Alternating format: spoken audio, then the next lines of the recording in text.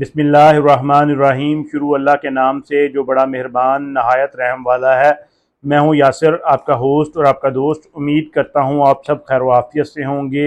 आज जो अहम तरीन डेवलपमेंट है जिसके हवाले से हर ज़ुबान पर ज़िक्र है वो जो है आज़म खान साहब जो प्रिंसिपल सेक्रेटरी थे इमरान खान साहब के, उन्होंने जो एक बयान रिकॉर्ड करवाया है उस हवाले से है। कहा यह जा रहा है कि ये जो है 164 के तहत उन्होंने बयान रिकॉर्ड करवाया है और इसको रिकॉर्ड के तौर पर इस्तेमाल किया जाएगा। लेकिन जैसे ही ये बयान सामने आया तो इसमें से इसकी जो एक इसके पीछे एजेंडा था, जो इसका प्लान था कि ये प्लान सामने लाकर इमरान खान साहब के गिर्द जो है वो गिरफ्त मजबूत की जाएगी, लेकिन ऐसा होता हुआ नज़र नहीं आता। और इसमें जो है कानूनी जो है कबाहतें भी मौजूद हैं। इसके हवाले से कुछ तफसीलात हैं वो आपके सामने रखूँगा। और साथ साथ जो परवेज़ खटक साहब हैं उन्होंने पहले तहरीक इंसाफ छोड़ी, फिर एक नई पार्टी बनाई, लेकिन इसके बावजूद भी वो इमरान खान साहब के हक़ में जो है वो गवाहियों पर गवाहियाँ देते आ रहे हैं। गो के वो अब उनके मुखालिफ इलेक्शन तक लड़ने को तैयार हैं, लेकिन इसके बावजूद भी जो है वो कहीं ना कहीं ऐसी बात कर देते हैं कि इमरान खान साहब को उसका इंडायरेक्टली जो है फ़ायदा पहुंचता है। इस हवाले से कुछ तफसीलात हैं। अगर आपने मेरे चैनल को सब्सक्राइब नहीं किया तो बराए मेहरबानी चैनल को सब्सक्राइब कर लें और बेल आइकन को दबा दें ताकि हर आने वाली वीडियो आप तक पहले पहुंच सके। जैसा कि आप जानते हैं कि आज़म खान साहब के हवाले से बहुत सारी खबरें गर्दिश कर रही थी कि वो वादा माफगुआ बनेंगे, और गुज़िश्ता एक महीने से ज़्यादा हो चुका है कि वो गायब थे। लेकिन आज अचानक से उनका एक बयान सामने आया जिसमें उन्होंने बाकायदा तौर पर इमरान खान साहब पर इल्ज़ामात लगाए, और ये जो सारा बयानिया था वो साइफ़र जो इमरान खान साहब ने लहराया था उस हवाले से एक ये बयान सामने आया। और इसमें जो मौक़िफ़ अपनाया गया वो मैं आपको पिछले जो है अपनी वीडियो में भी बता चुका हूँ, लेकिन अभी आपको इसके अहम नुकात जो है वो बता देता हूँ। उसमें जो कहा गया कि मार्च में इमरान खान साहब को ये साइफ़र दिया गया था, लेकिन जब उनसे दोबारा वापस मांगा गया तो इमरान खान साहब ने जो है वो कहा कि मेरे से गुम हो गया है, उसमें अहम मालूमात थी। और फिर उसके बाद उन्होंने कहा कि इमरान खान साहब ने ख़ुद ये बात कही कि मैं इस साइफ़र से ऐसा बयानिया बनाऊंगा कि हालात जो हैं वो बदल जाएंगे।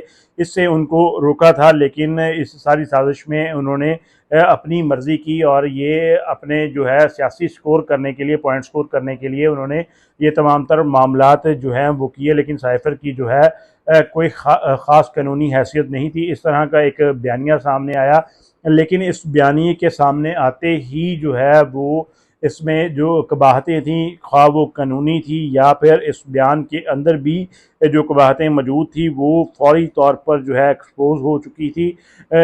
उसमें जो मेजर बातें थी वो ये थी कि अगर ये साइफ़र झूठा था और इसका इसकी कोई कानूनी हैसियत नहीं थी, तो फिर जो कोर कमेटी की कैबिनेट मीटिंग हुई थी उसमें इस एलामिये को बाकायदा तौर पर डिस्कस किया गया, और इस बात की जो है वो साबका DGISI की तरफ से कहा गया कि जो है गैर जमहूरी किस्म की ज़ुबान इस्तेमाल की गई थी, और इसका जो है वो बाकायदा तौर पर जवाब तक दिया गया है। और इसके साथ साथ वज़ीर आज़म शहबाज शरीफ ने असम्बली के फ्लोर पर भी ये ख़ुद कहा था कि जी बिल्कुल साइफ़र आया था, धमकी दी गई थी। इस बात को जो है वो भी ये बात भी एक अहम थी, इस बयानिए के ख़िलाफ़ आई।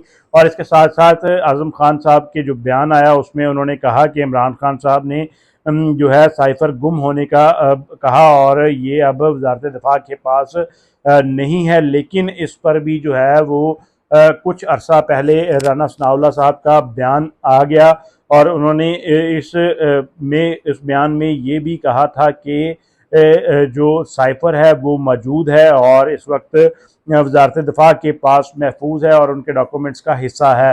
तो इस तरह इस बयानिए को जो है वो फौरी तौर पर जो है शिकस्त का सामना करना पड़ा, और जो प्लान था वो दरा रह गया, क्योंकि इसमें जो इनके अपने ही वीडियो पैगामात थे, वीडियो बयान थे, अपनी स्टेटमेंट्स थी, वही इमरान खान साहब की फेवर में नज़र आती हैं। और इमरान खान साहब के पास जो इनकी स्टेटमेंट्स हैं वो अहम तरीन सबूत के तौर पर काम आएंगी। अगर इसमें किसी किस्म की भी जो है कानूनी चाराजोई की जाती है तो फिर इमरान खान साहब के पास इसके हवाले से जो है वो बहुत स्ट्रॉन्ग वीडियो जो है सबूत मौजूद हैं, जिनको किसी सूरत में भी जुटलाया नहीं जा सकता। इसके अलावा जो इसमें कानूनी तौर पर भी कबाहतें थी वो ये है कि 164 के जो है बयानात के लिए मजिस्ट्रेट जो है वो जिस शख्स ने भी बयान देना होता है उसको बाकायदा तौर पर अपने कमरे में 1 to 1 उनसे जो है वो बात करता है। उनसे पूछा जाता है कि आप कोई किसी प्रेशर में तो नहीं ये बयानात दे रहे, और इसके साथ अगर मजिस्ट्रेट को लगता है कि किसी किस्म का कोई प्रेशर है तो फिर उस शख्स को एक नई डेट दी जाती है बयानात के लिए। तो इस तरह का इसमें कोई भी जो है वो मामला नहीं हुआ। तो इस लिहाज से जितने भी कानूनी माहिरीन हैं उन तमाम तर लोगों ने कहा कि इसकी कोई कानूनी हैसियत नहीं है। और इसके साथ जो अहम तरीन बात जो है वो ये है कि जो आज़म खान साहब थे गुज़िश्ता 30-35 रोज़ से वो गायब थे। उनको बाकायदा तौर पर उनके हवाले से जो है वो अगवा का जो है वो पर्चा और जो है जिसे हम FIR बोलते हैं वो भी दर्ज हुई थी। तो इस तरह एक शख्स के अगवा के ख़िलाफ़ जो है वो FIR हो और अचानक से वो आए और अपना 164 का बयान रिकॉर्ड करवा दे, ये भी एक सवालिया निशान है। इस तरह भी जो है इस जो बयान आया है इसकी जो कानूनी हैसियत है वो बिल्कुल नकारा हो चुकी है, और इसका कोई भी कानून और आइन में जो है इसकी कोई स्टैंडिंग नहीं है। इससे इमरान खान साहब बहुत ही आसानी के साथ जो है वो बरी हो जाएंगे, और उनके ख़िलाफ़ जो है इस अब बयानी को बेस बनाते हुए कोई भी जो है वो सख्त इक़दामात नहीं लिए जा सकेंगे। इसमें भी एक दफ़ा फिर हुकूमत को मुंह की खानी पड़ी है, क्योंकि जब तक अल्लाह किसी के साथ होता है तो कोई भी किसी का बाल भी जो है वो टेढ़ा नहीं कर सकता। इसी की एक मिसाल हमें नज़र आ रही है। इस वक्त जो पहले 14 जमाती इत्तेहाद था, अब मिलकर वो 16 जमाती इत्तेहाद हो चुका है।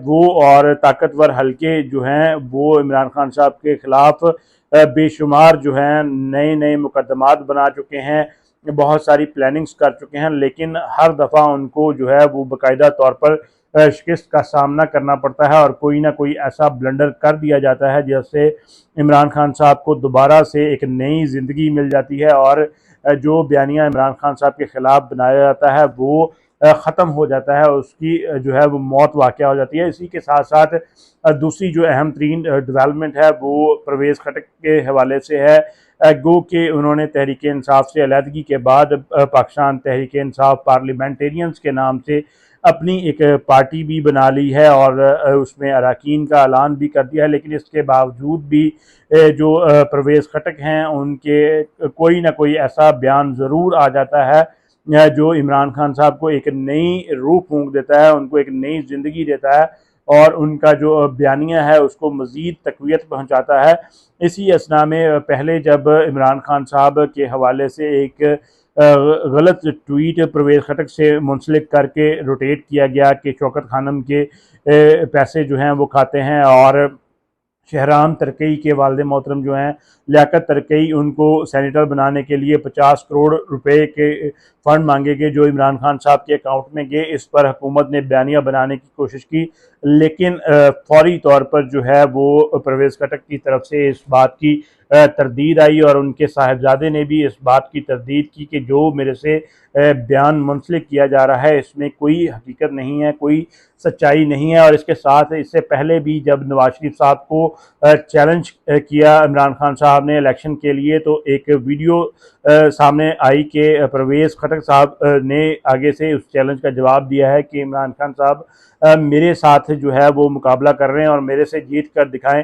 तो इस पर भी जो है वो परवेज़ खटक के बेटे की तरफ से जो है वो तरदीद आई और इस तरह भी जो है वो साजिशों को जो है मुंह की खानी पड़ी। लेकिन आज जो एक अहम तरीन इस मामले में परवेज़ खटक साहब ने बयान दिया है, उसमें इमरान खान साहब को एक नई ज़िंदगी मिली है। ये 9 मई के वाक़यात के मुतालिक जो है परवेज़ खटक साहब से सवाल पूछा गया था, जिसका उन्होंने जवाब दिया कि 9 मई के मुतालिक इमरान खान साहब ने पेशावर में जो भी हुआ उस हवाले से इमरान खान साहब ने मुझे कोई भी जो है अहकामात नहीं दिए थे और ये सब जो हुआ है वो इमरान खान साहब की मर्ज़ी के ख़िलाफ़ हुआ है। इमरान खान साहब ने ऐसा कुछ भी किसी को भी नहीं कहा था कि ये ऐसे इस तरह के जो है वो मामलात किए जाएं। इससे जो है एक बयानिया 9 मई का इमरान खान साहब के ख़िलाफ़ जो बनाया जा रहा था, उस बयानिए को जो है वो शिकस्त का सामना हुआ है और एक इमरान खान साहब के जो है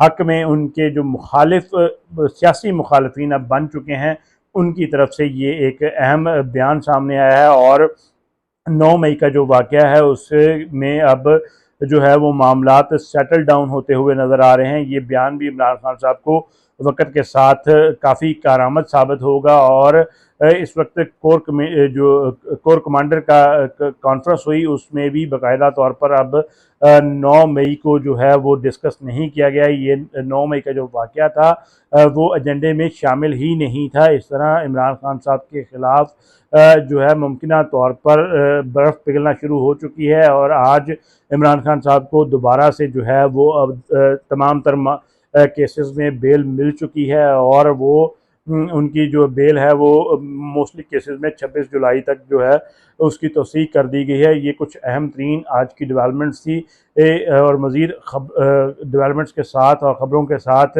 आपके साथ मुंसलिक रहूँगा। अगर आप चाहते हैं कि मेरी वीडियो आप तक पहले पहुँचे तो बेल आइकन को दबा के और चैनल को सब्सक्राइब कर लें ताकि हर वीडियो आप तक पहले पहुँच सके। और इस वीडियो के इख्तिताम पर अल्लाह से दुआ है अल्लाह ताला हमारा और इस मुल्क का हामी और नासिर हो। पाकिस्तान जिंदाबाद। अस्सलाम।